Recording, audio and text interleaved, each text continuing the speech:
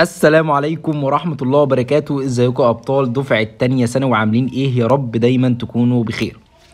احنا كده يا ابطال هنبدأ بقى في الوحدة التانية، الوحدة اللي كلها يعتبر اكشن وفتوحات، اللي هي هتبدأ من عصر الخلفاء الراشدين وهننهي في الاخر على الدولة العباسية وفتوحاتها. تمام؟ طيب بس قبل ما ندخل في الفتوحات احنا بقى نبدأ بأول درس، هو هنتكلم فيه عن أحوال الدولة الإسلامية بعد وفاة الرسول صلى الله عليه وسلم. صلى على الرسول صلى الله عليه وسلم الأول كده، وتعالى نشوف النهاردة الأسئلة بتقول إيه. نبدأ في أول سؤال، بيقولك تعددت أدوار المسجد النبوي بالمدينة في عهد النبي صلى الله عليه وسلم. أنت عارف طبعا إن المسجد النبوي ده كان ليه أدوار متعددة. ليه دور ديني إن هو مكان للصلاة والعبادة، ليه دور ثقافي إن هو كان مدرسة بيتفقه فيها المسلمين أمور دينهم.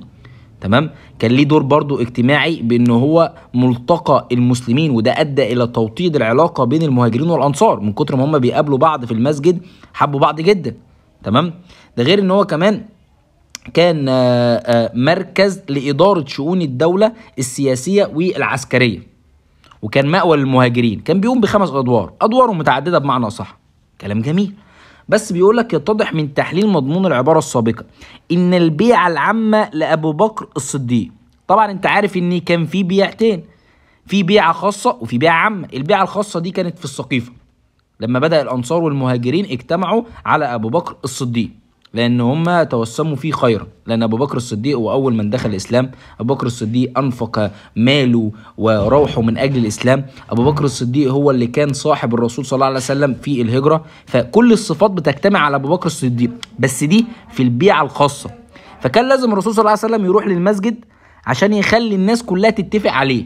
طب كونك بتروح للمسجد عشان الناس تتفق عليك ان انت تبقى خليفة الرسول صلى الله عليه وسلم، ده بيدل على ان المسجد بيلعب دور ايه يا شباب؟ هل دور الملتقى؟ لا طبعا، مستحيل. انا بقول لك هنا هو اللي هيمسك الخلافة، ملهاش علاقة بالملتقى وتحقيق الوحدة، ولا برضو مأوى ولا مدرسة. احنا مش جايين نعلم، ولكن هنا انا بقف في المسجد عشان الناس تختارني كخليفة، ان انا بقى هبقى رئيس عليهم. كده انا بعمل ايه؟ بلعب دور مركز لإدارة شؤون الدولة. يبقى هنا المسجد لعب دور مركز لإدارة شؤون الدولة، بحيث ان انت كده اخترت ابو بكر الصديق ان هو يبقى الخليفة، ان هو يبقى رئيس المسلمين بمعنى اصح. السؤال رقم اتنين، يتضح من خلال تحليل النص المقابل انه يعبر عن احدى اسباب حروب الردة والمتمثلة في ايه؟ كلام جميل. تعالى بس نشوف ايه هي اسباب حروب الردة يا شباب. ايه اسباب حروب الردة؟ الاسباب 5. ان الناس كانت مرتبطة برسول الله صلى الله عليه وسلم، اول لما مات ارتدوا. الرسول كان موجود، الاسلام موجود، اول لما مات فهم راحوا مرتدين على طول، ما بقوش بقى يهتموا بتكاليف الاسلام والفروض اللي هم عليهم. 2، ضعف الايمان طبعا عند بعض الناس وما فهموش نصوص القرآن، غير ان في ناس حنت للجاهلية، عايزة تشرب خمرة وتلعب ميسر وتقوم بكل حاجة وحشة. تمام؟ وعايزين يهربوا من تكاليف الاسلام. غير ان رابع حاجة كان كيد وتحريض القوى الخارجية للاسلام. واخيرا التنافس على الزعامة. تمام؟ قلت له تمام. تعال نشوف بقى ايه من الاسباب اللي احنا ذكرناها دي ليها علاقة بالنص. بيقول لك قال عينة بن حصن احدى المرتدين اني لمجدد الحلف الذي كان بيننا وبين قبيلة اسد في القديم ومتابع طليحة، والله لئن اتبع نبيا من الحليفين، يعني اسد وغطفان، احب الي من ان اتبع نبيا من قريش، اللي هو طليحة الاسدي. بيتبع طليحة الاسدي اللي هو ادعى النبوة. طب هو طليحة الاسدي ده بيدعي النبوة، اللي بيقول ان هو نبي ليه؟ لان هو عايز يبقى زعيم على الايه؟ على المسلمين. يبقى هو التنافس على الزعامة بين القبائل، فالناس دي هتتبعه، لان اللي هو بيقول بقى ايه؟ ظهرت العصبية القبلية. انا بتعصب لقبيلتي، انا عايز قبيلتي هي اللي ايه؟ هي اللي بتبقى لها الزعامة، هي اللي تبقى لها ايه؟ الزعامة. عشان كده في ناس هتتبع الايه؟ المتخلف ده اللي هو طليحة. لكن هل كيد القوى الخارجية؟ لا طبعا. كيد القوى الخارجية دي مثلا زي الروم، اللي هم يقعدوا بقى يحرضوا المسلمين ان هم يرتدوا. الارتباط برسول الله لا، دي ملهاش علاقه. الارتباط برسول الله ملهاش علاقه بالناس اللي ادعت النبوه. الارتباط برسول الله لها علاقه بان الناس كانت رابطه الاسلام بالرسول. اول لما مات قال لك خلاص بقى الاسلام واللي هو اللي هي التكاليف في الاسلام والفروض بتاعت الاسلام انا مش هاديها لان الرسول مات خلاص. اكن الرسول مرتبط بالايه؟ بالاسلام. ولكن يا صديقي قال ابو بكر الصديق: من كان يعبد محمد فمحمد قد مات، ومن كان يعبد الله فالله حي لا يموت. تمام؟ فاحنا هنا بنعبد الله، مش بنربط الاسلام بالايه؟ بالرسول صلى الله عليه وسلم. طب هل الرغبه في الهروب من التكاليف؟ لا طبعا. انا هنا بدعي النبوه، مش هنهرب من التكاليف، لا، بحيث ان انا ابقى نبي فابقى سيد على الناس كلها وابقى الزعيم. سؤال رقم 3: تتوقع ان احدى العوامل الرئيسيه في امتناع البعض عن دفع الزكاه؟ انت بتمتنع عن دفع الزكاه، انت بتمتنع عن دفع الايه؟ الزكاه، يبقى انت عايز تخالف اركان الاسلام. طب انت ليه بتعمل كده؟ قال له والله ما الرسول مات بقى، الرسول مات يبقى الاسلام مات. يعني هم كانوا رابطين الاسلام برسول الله صلى الله عليه وسلم، فهو الارتباط برسول الله على راس الدوله. والدليل انك كنت بتؤدي الفروض لما كان الرسول موجود. اول لما مات امتنعت عن ايه؟ عن الزكاه، امتنعت عن احدى الفرائض اللي موجوده عندنا في الاسلام. تمام؟ لكن مش التنافس على الزعامه، التنافس على الزعامه ده ليه علاقه بالناس اللي ادعت النبوه. ولا كيد القوى الخارجيه قلت لك ده زي نظام الروم كده لما كانوا بيحرضوا ايه؟ العرب. وملاش برضو بقله المون والموارد، يعني مش عشان خاطر المون والموارد قلت فانا ما بدفعش، لا. هو حتى بص انا امتنعت بعد موت الرسول على طول، بعد موت الايه؟ الرسول. سؤال رقم 4: نستنتج من تحليل الخريطة المقابلة ان القائد الذي كان له النصيب الاكبر في محاربة المرتدين. طبعا دي مش محتاجة. طبعا انت عارف ان ابو بكر الصديق بيموت جدا في خالد بن الوليد، وده لان هو عارف ان خالد بن الوليد بيقدر يحط خطط عسكرية رهيبة جدا في الحروب. الراجل ده حرفيا بارع لدرجة ان هم سموه بسيف الله المسلول. تمام؟ عشان كده هو حتى جعله قائد على الجيوش، وساعتها كان في 11 يعني ايه لواء. تمام؟ فطبعا انا اخترت خالد بن الوليد، وهو خالد بن الوليد فعلا هو اكتر واحد هيخش في حروب مع المرتدين، يبقى انا عندي خالد بن الوليد. سؤال رقم 5: من خطبة ابي بكر الصديق: ان احسنت فاعينوني وان اسأت فقوموني.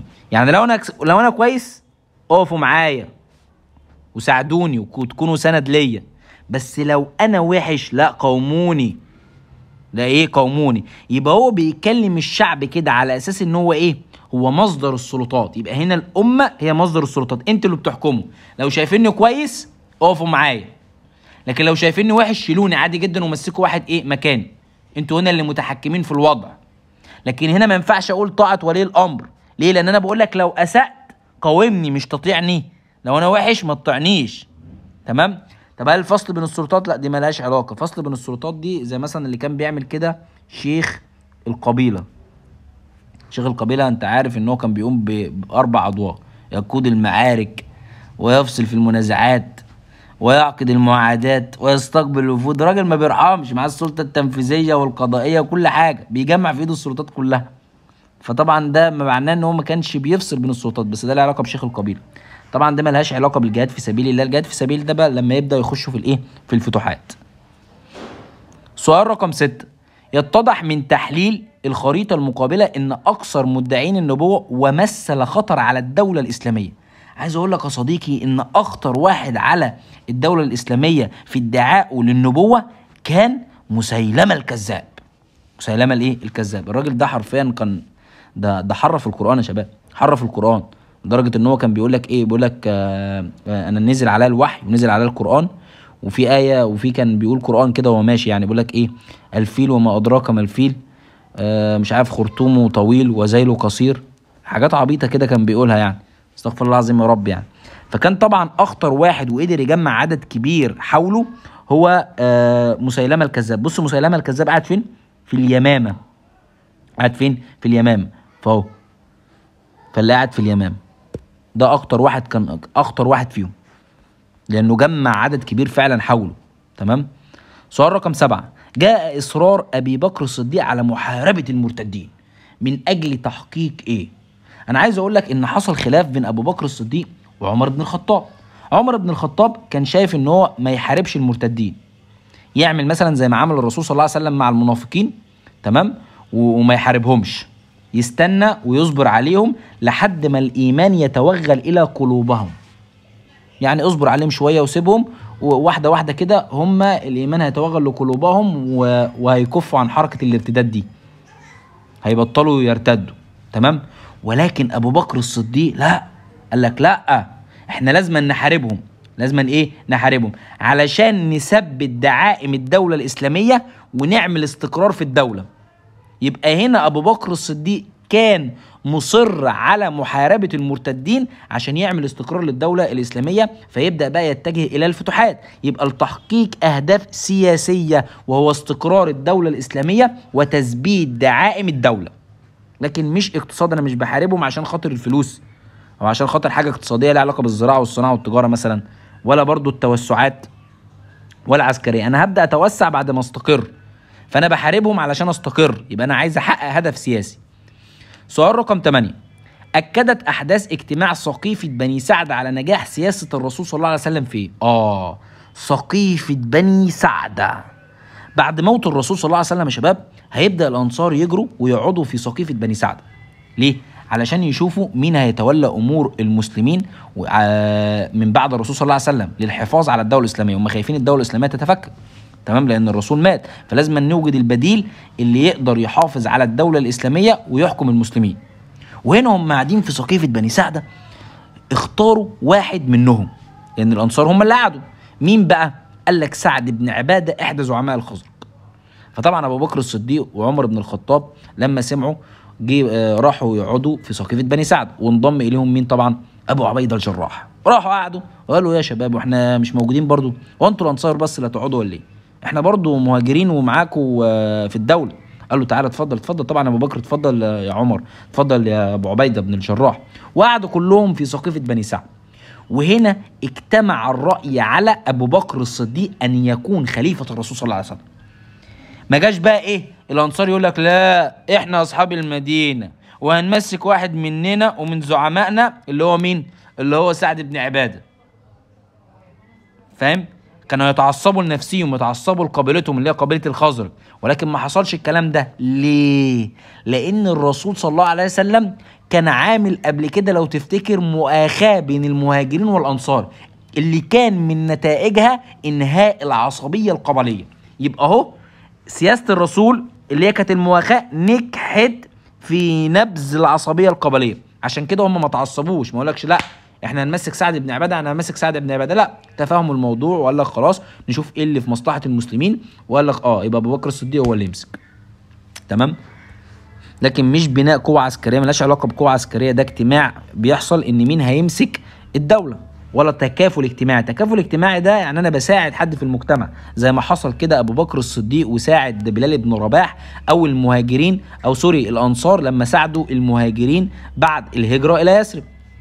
ده ملهاش علاقه بالوفاء بالعهد. هم ما فيش يعني ما حدش ادالهم عهد عشان يوفوا بيه. يعني الرسول صلى الله عليه وسلم قال لهم لا ده انتوا لازم تمسكوا ابو بكر الصديق فهم بيوفوا بالعهد.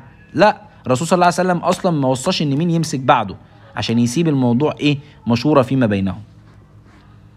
سؤال رقم 9: تمثلت اولى التحديات التي واجهها المسلمين بعد وفاه الرسول صلى الله عليه وسلم. اول تحدي، اوعى تقول لي حركه الرد، اوعى، لأن بعد وفاة الرسول صلى الله عليه وسلم كان أول تحدي بالنسبة للمسلمين مين اللي هيمسك الحكم؟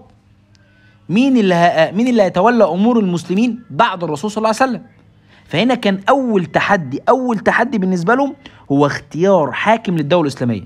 طبعا انتشار واتساع حركة الردة ده تاني تحدي مش أول تحدي. نشر الإسلام ده هيجي بعد كده بقى، بعد ما يمسكوا الاول مين هيحكم، وبعد ما يتخلصوا من الرده يبداوا بقى ان هم ينشروا الاسلام ويقوموا بالفتوحات الاسلاميه.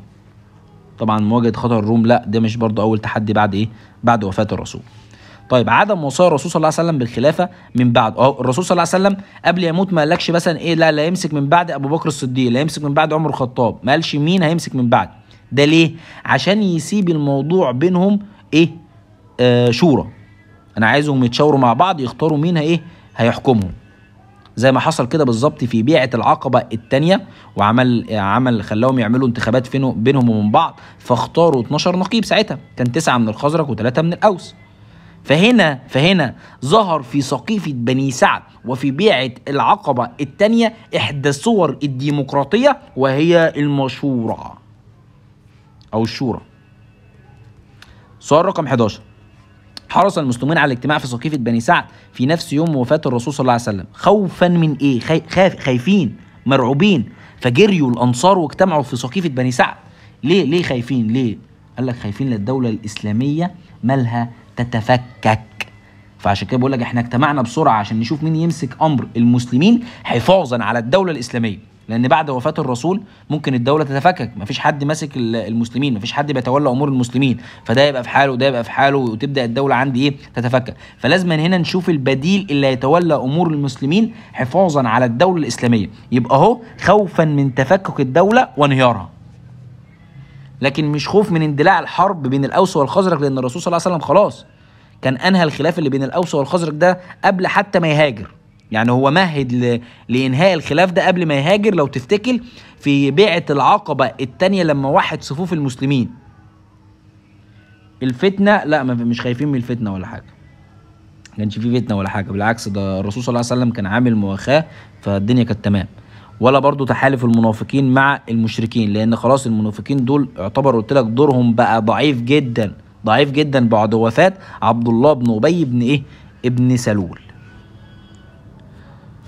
سؤال رقم 12: اتفق الأنصار في سقيفة بني سعدة على اختيار سعد بن عبادة ليكون خليفة الرسول صلى الله عليه وسلم بسبب ليه اتفقوا الأنصار على سعد بن عبادة ده بالذات؟ قال لك عشان سعد بن عبادة زعيم الخزرج، زعيم الايه؟ الخزرج، فانا اخترته لمكانته الاجتماعية او لمكانته السياسية، يبقى اهو لمكانته السياسية بالمدينة، لان الراجل ده زعيم الخزرج، لكن هو مش قرابته من الرسول. لو بالقرابة كان اكتر واحد قريب للرسول هو ابو بكر الصديق، فلا.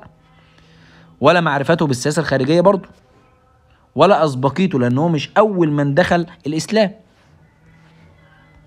ابو بكر قبله طبعا وعمر وغيره يعني. سؤال رقم 13: من خلال تحليلك لمعطيات الخريطة المقابلة نستنتج ان ارسال ابي بكر الصديق عدة جيوش لحرب المرتدين كان بسبب ايه؟ بص انت عارف ان ابو بكر الصديق عمل كام؟ عمل 11 لواء، تمام؟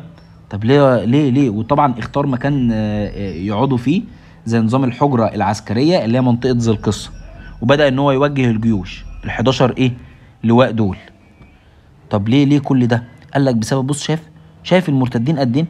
هنا في اليمن تحت، وعند عمان وفوق وهنا، فهنا خطورة واتساع حركة الردة ده اللي خلى ابو بكر الصديق يرسل جيوش كتير، يبقى اهو بسبب خطورة واتساع حركة الردة. لكن طبعا مش الرغبة في نشر الاسلام، دي مش فتوحات اسلامية، دول الناس ارتدوا عن الاسلام.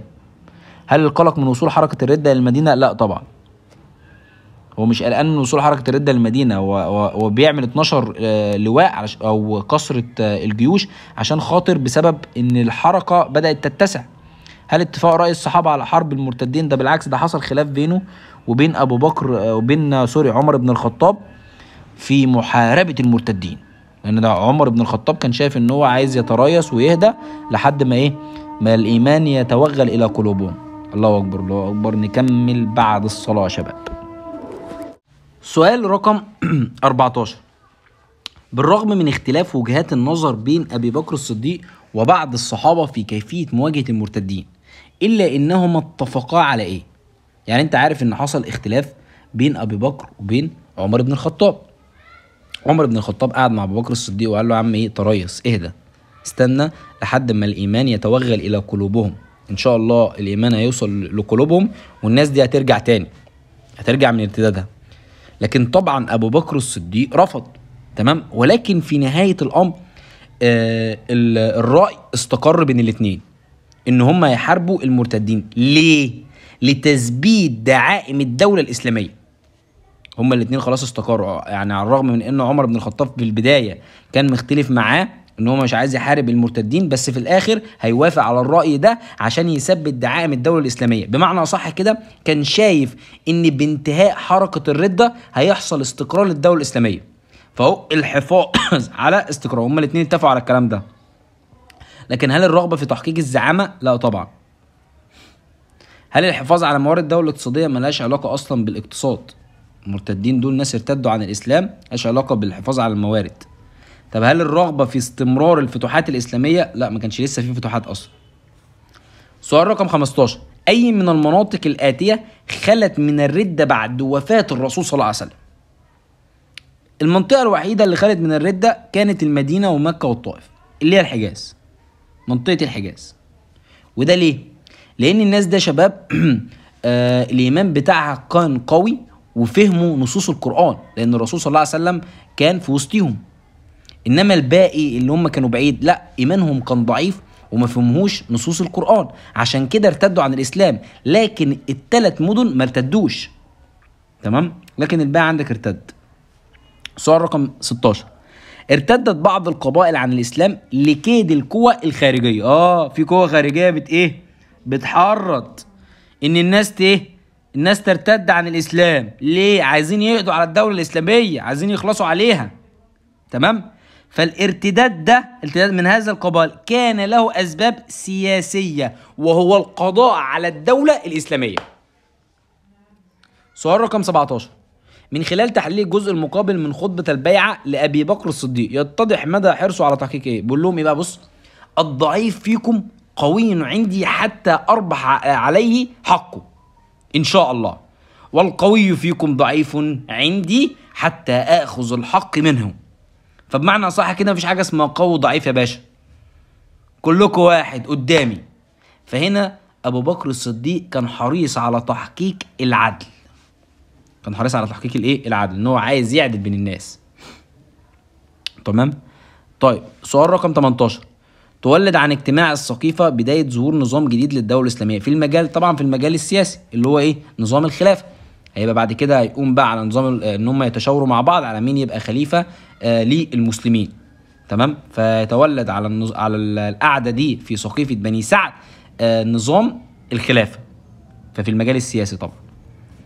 سؤال رقم 19، يعد تراجع الأنصار في اجتماع سقيفة بني سعد عن اختيار خليفة منهم ومبايعة أبي بكر الصديق بالخلافة دليلا على إيه؟ أنت عارف إن الأنصار كان الأول مختارين واحد من زعمائهم وهو سعد بن عبادة، ولكن لما جم المهاجرين وقعدوا كله بقى إذا كان مهاجرين أو أنصار هيتفقوا على إيه؟ على أبو بكر. ليه؟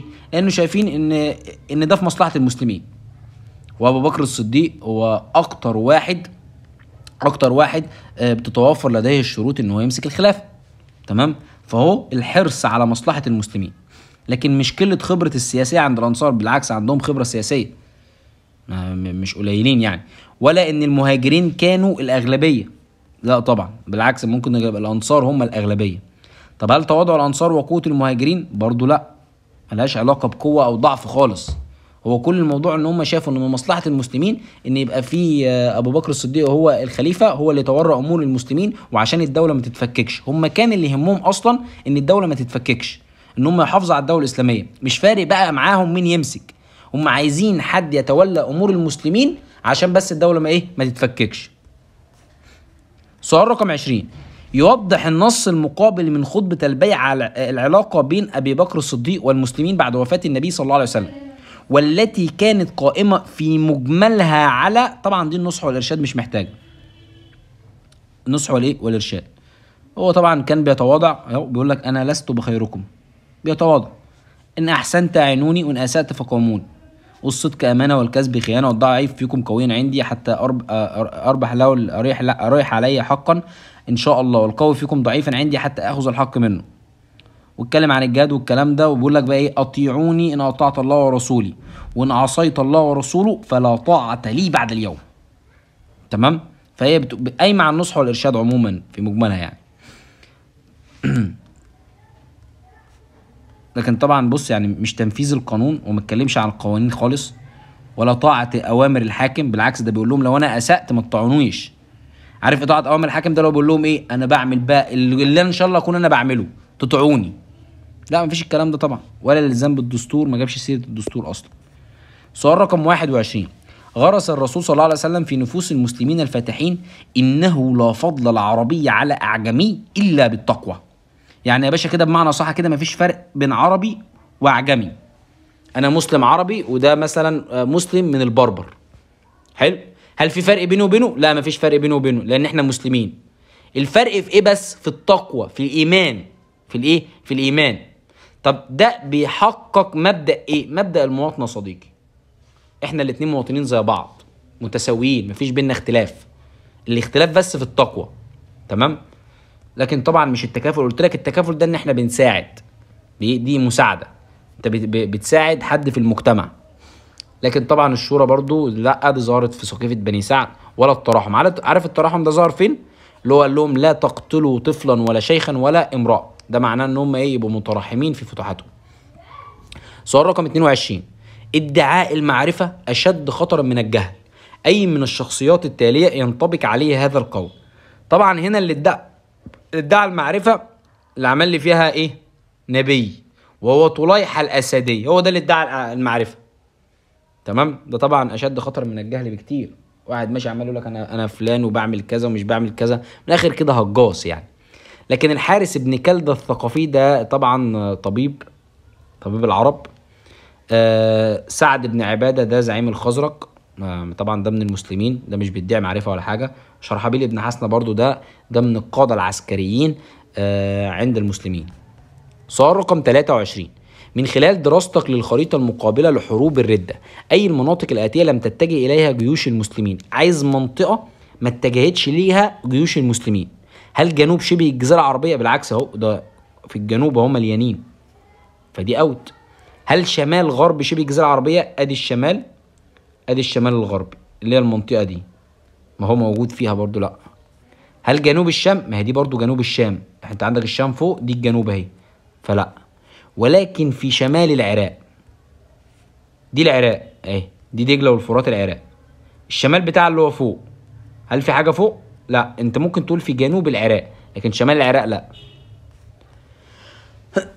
سؤال رقم 24.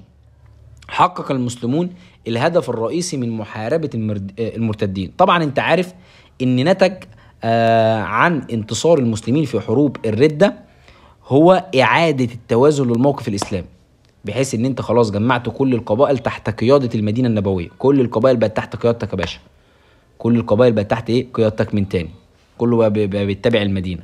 يبقى هو إعادة التوازن للموقف الإسلامي. لكن هل الهدف الرئيسي من محاربة المرتدين انطلاق الجيوش لنصر الإسلام؟ لا. احنا الأول كنا عايزين نحقق الاستقرار، عشان كده حاربت المرتدين دول. ده في البداية. بعد ما اتخلصت من المرتدين بقى، ده هبدأ بقى ايه؟ هنطلق بالجيوش بتاعتي. لكن انا الهدف الرئيسي كان تحقيق الاستقرار، اللي هو اعاده توازن الموقف الاسلامي. لكن طبعا مش الاشتراك في معارك كبيره ولا توسيع حدود الدوله، ده بالعكس ده كان داخل الدوله الاسلاميه. سؤال رقم 25. اي مما يلي يخرج عن كونه احدى اسباب امتناع بعض المرتدين عن دفع الزكاه؟ عن دفع ايه؟ الزكاه في عهد ابي بكر الصديق. طب تعالى كده نشوف. هل الارتباط برسول الله؟ لان هم كانوا بيدفعوا الزكاه عادي، لما الرسول مات بطلوا يدفعوا الزكاه. يبقى فعلا دي معانا. احنا عايزين حاجه مش معانا يخرج عنه. هل ضعف الايمان؟ برضو ضعف الايمان هي اللي خلتهم ما يدفعوش الزكاه، لان ده فرض من فروض الاسلام. لو انت ايمانك قوي هتعرف ان انت واجب عليك ان انت تدفع الايه؟ الزكاه. هل الرغبه في هروب من التكاليف؟ برضو الرغبه من هروب من التكاليف دي برضو من الاسباب اللي امتنعت عن دفع الزكاه. لكن الحاجه الوحيده اللي بتخرج عن الكلام ده هو كيد وتحريض القوى الخارجيه للاسلام. دي ملهاش علاقه بان هم ما يدفعوش الايه؟ الزكاه.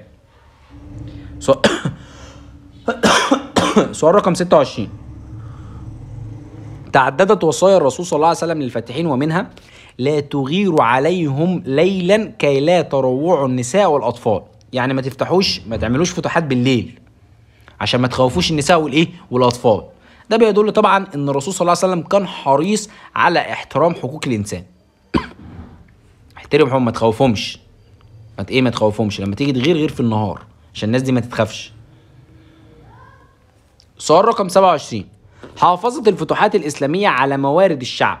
الموارد بتاعتك، يعني انت كنت لما تخش كل بلد تفتحها بتحافظ على الموارد اللي فيها.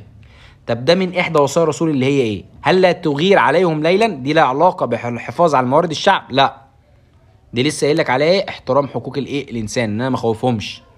طبعا لا تقربوا رهبانا، ده ليه علاقه بحريه الدين. اي راهب بيتعبد سيبه يتعبد زي ما هو، لكم دينكم ولي دين، محدش يقرب لحد. وهنا بيدل على ان الاسلام بيحترم حريه العقيده. طب هل لا تهدموا بيتا او معبد؟ برضو لا، دي ملهاش علاقه، بيتا او معبد ملهاش علاقه بان انت تحافظ على موارد الشعب. الموارد هنا قصده بيها اللي لا تحرقوا زرعا ولا تقطعوا نخلا، دي موارد الشعوب اللي هي الموارد الاقتصاديه. تمام. سؤال رقم 28. تحققت وحدة القبائل العربية تحت راية الإسلام للمرة الثانية. المرة الأولى طبعا ده من خلال الرسول صلى الله عليه وسلم، دي المرة الأولى. تمام. فدي فتح مكة برضو لأ. طب هل بعد مبايعة؟ برضو لأ. وإنما المرة الثانية بعد انتصار المسلمين في حروب الردة.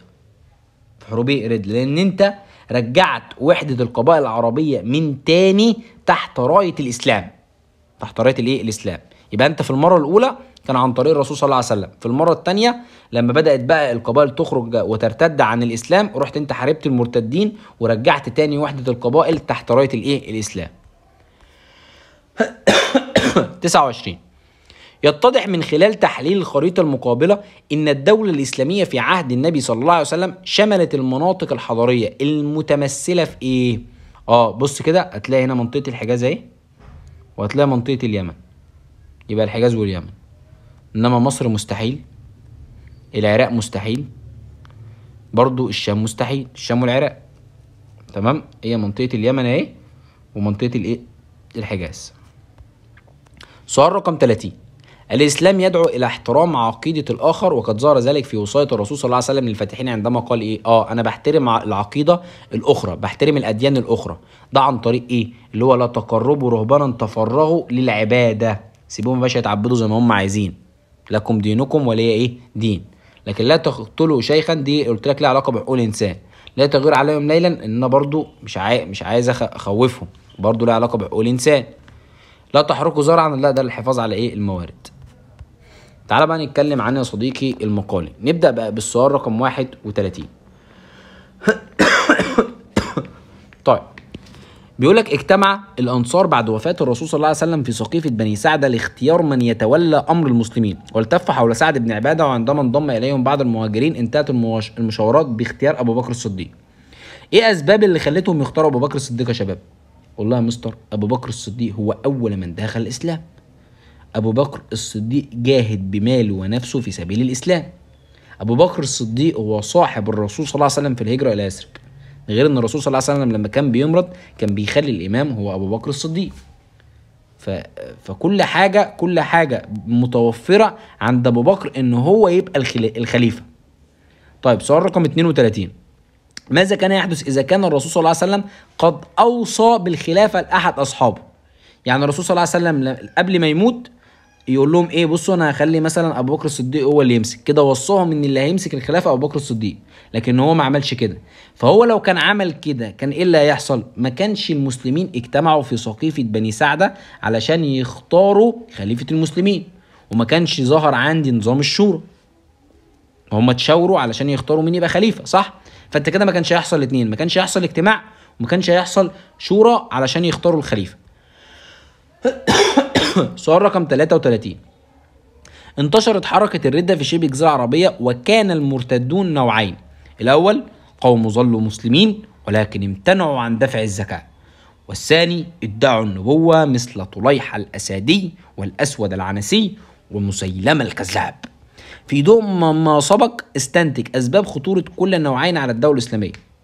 طيب بص يا سيدي، بالنسبة اللي امتنعوا عن أداء الزكاة، طيب دول لما ما يأدوش الزكاة ده ركن مهم من أركان الإسلام، فده هيأثر سلبا على استقرار الدولة الإسلامية.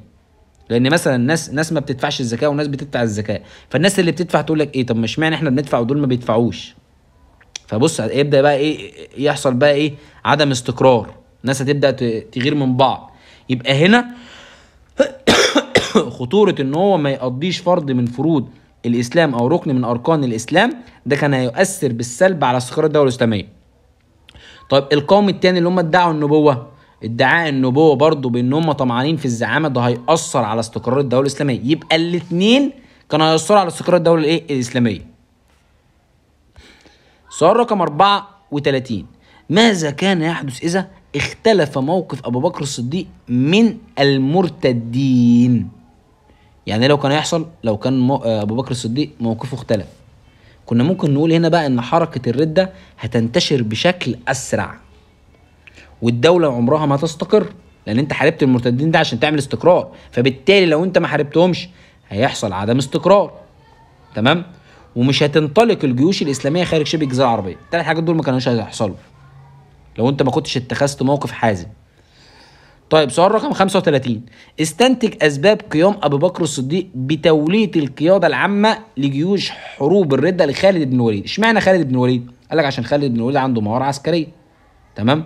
وظهر قدرته على وضع الخطط البديلة ده فين؟ لو تفتكر في غزوة مؤتة. فهو استبشر به خيرا لما قام به في غزوة مؤتة من براعة عسكرية وخداع استراتيجي. سؤال رقم 36: اتخذ أبو بكر الصديق موقفا حازما من المرتدين رغم اختلاف بعض الصحابة معه. فضم مضمون العبارة: استنتج أسباب اتخاذ أبو بكر الصديق موقف حازما. ليه اتخذ موقف حازما؟ لأنه هو عايز يسقط بعض المرتدين. تمام؟ ده غير إن في ناس ادعت النبوة، وده كان بيمثل خطر على إيه؟ على الإسلام.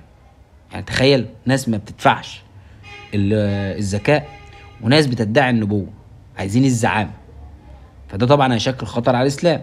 فأنت لو ما حاربتش دول واتخذت موقف حازما، ده هيأثر على الأمن والاستقرار.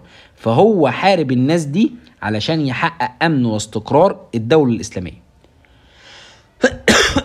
37: صار المسلمين بعد وفاة الرسول صلى الله عليه وسلم على نهجه، فكانوا يخيرون من يقاتلونهم بين أمور ثلاث، وهي الدخول في الإسلام أو دفع الجزية أو القتال. لخص مفهومك للعبارة السابقة. الهدف الأساسي من الفتوحات الإسلامية هو إيه؟ إن إحنا من الآخر كده عايزين ننشر الدين الإسلامي. يعني شوف أنا آخر حاجة بقولها لك إيه؟ إن أنا هحاربك. فأنا في البداية هو بعرض عليك تدخل في الإسلام. طب أنت مش عايز تدخل في الإسلام؟ ما هو لا إكراه في الدين بقى، بس هتدفع الجزية.